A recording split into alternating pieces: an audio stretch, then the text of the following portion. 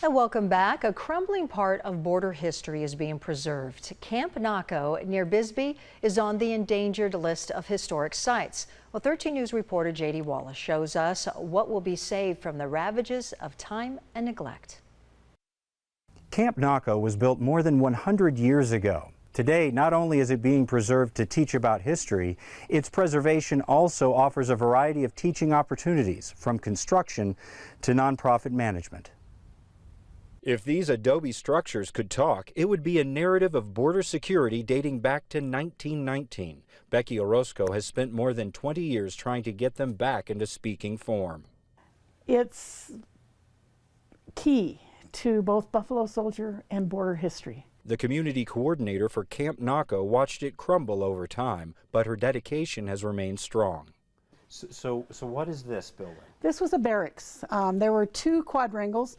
Each of them had a barracks on each side, and at the back was the mess hall. So that's what this is here. Behind that, the little building, is the bathhouse.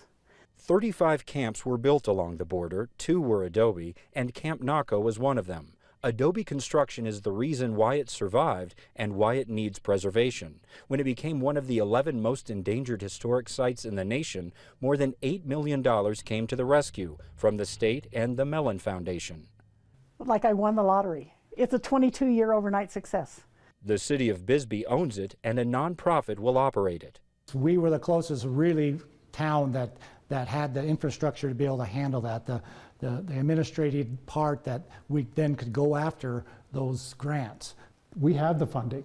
Now it's actually implementing that vision and making sure that we do it right, but also that we become a model and a showcase for how to do this for organizations and other sites like this in the future. Work is underway to repair water damage. Adobe requires a special skill, and local contractors could build their experience here. Bring in some experts that deal with Adobe and teach Adobe classes to teach some of the local people here how to do the plastering and build the Adobe blocks and that sort of thing.